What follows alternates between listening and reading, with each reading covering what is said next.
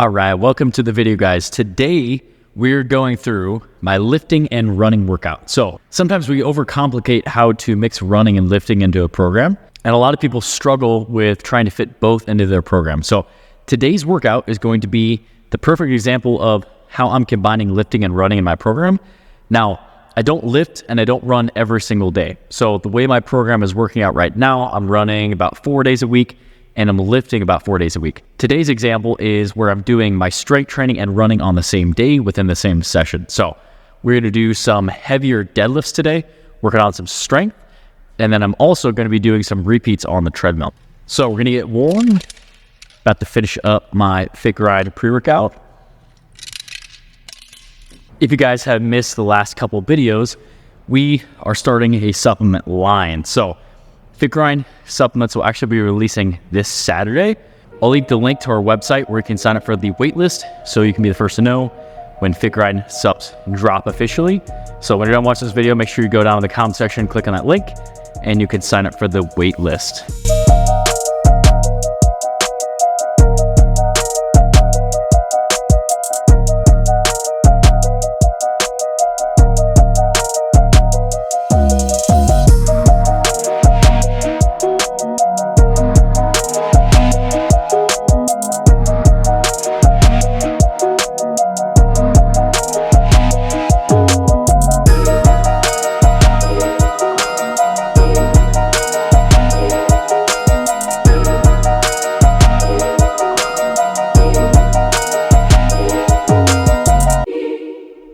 So today's workout, we're doing deadlifts. I'm gonna be doing 3x5 on deadlift today. Not a ton of sets, just 3 sets of 5. This whole video is about how to structure lifting and running. One of the biggest struggles that I've found with running more than 3 times a week is how to incorporate 2 leg workouts into my workouts each week. So this is one of my leg workouts. It's not technically a really full volume leg workouts where we're gonna deadlift and we're gonna do some repeats, which are going to be very taxing on the legs. And then my second leg day of the week, which I posted that video last week, where I take you through a full leg workout where you're getting lots of sets, lots of reps, lots of volume to help you build bigger legs.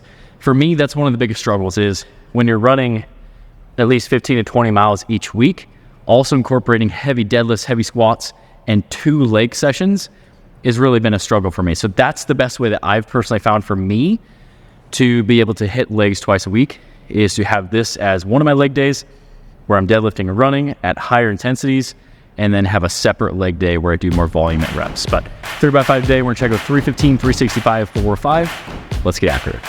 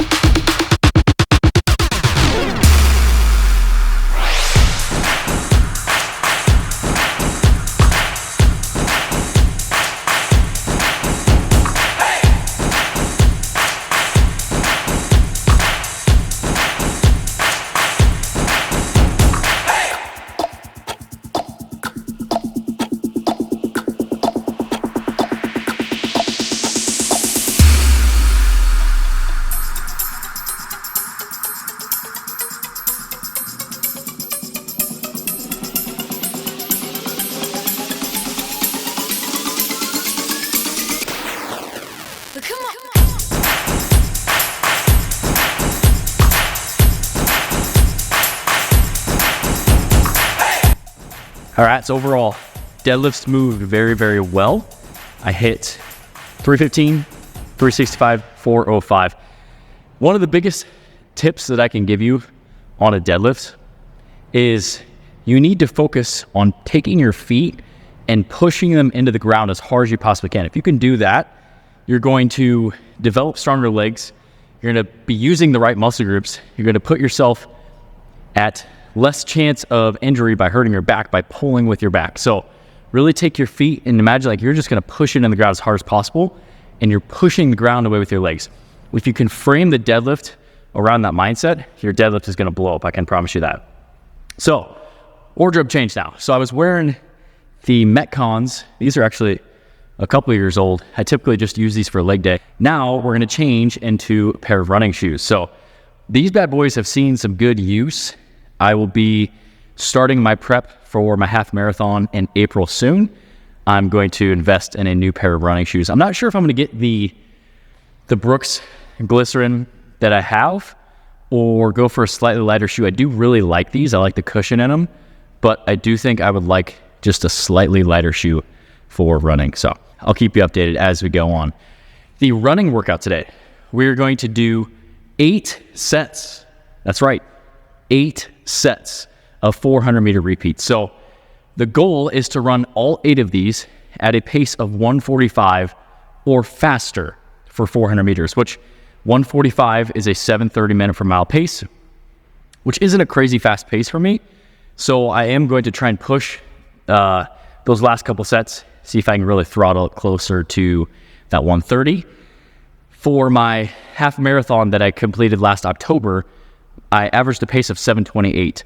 I was also 185 pounds at that point, currently sitting at about 205. So I'm sitting 25, 30 pounds heavier than I was on that half marathon, but I've been bulking since that half marathon. So still trying to continue those faster paces. I'm going to do a little bit of a voiceover and kind of explain the thought process behind these faster pace intervals and everything that you need to know and all the details of why we're doing faster pace intervals. So let's get ready. Let's get the mind right. Let's hop into it. All right, so we're going to start this off with, again, another warm-up. So whenever you're running, you need to make sure that you're going through a good solid warm-up. I've already done a dynamic warm-up before I started my strength work with my deadlift. So how I'm going to warm up is I'm just going to do a couple minute light jog over the course of that couple minutes, especially because we are running at faster paces today. I'm going to slowly start to increase that speed. So start off a couple minute jog, nice and easy, get my legs moving. And then as the legs start to loosen up and you get in your stride, then I start to stride it out a little bit more and get a little bit faster of a pace, because we're going to be running at faster paces, anywhere from 6 to 7 minute mile paces. So starting off with that, I think I ran for 3 minutes here, just getting everything moving.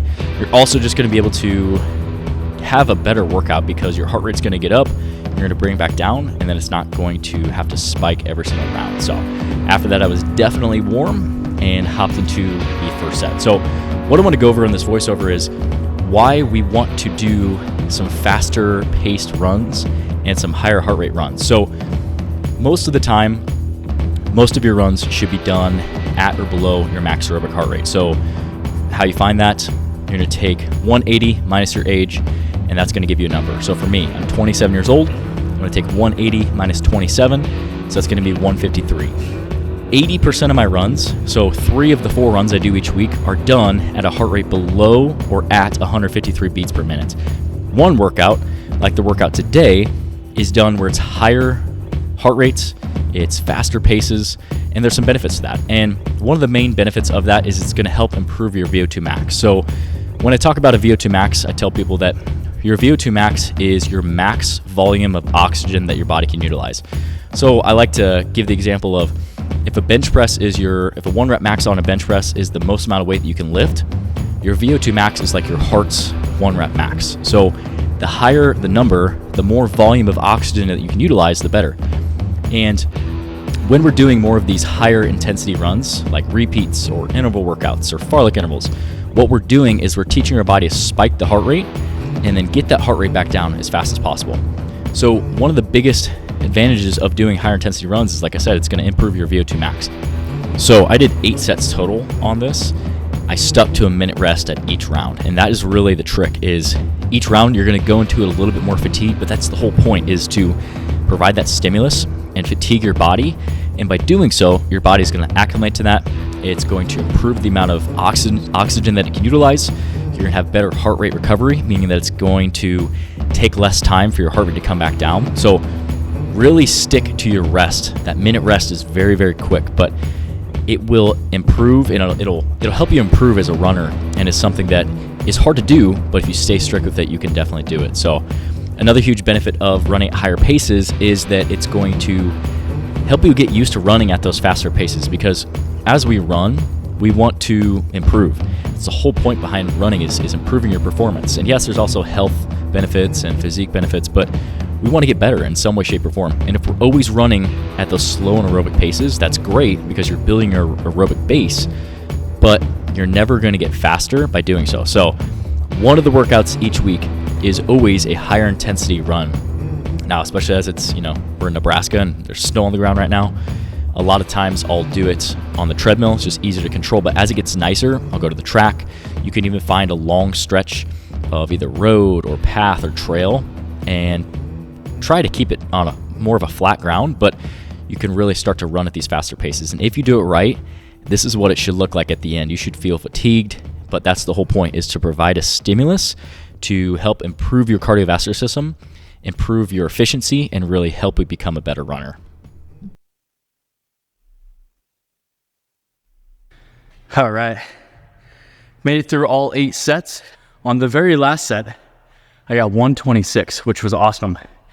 Biggest trick is make sure that you're not burning out on that very first set, especially if you have 8 sets. So my first set was 1:40. My 7th set was 1:35. So I stayed between that 1:35 to 1:40 window for the first 7. And that last one, I was like, I got a little bit left in the tank. Let's bump it up a little bit. And I got 126, which is a sub 6-minute mile pace. So that was perfect. That was awesome.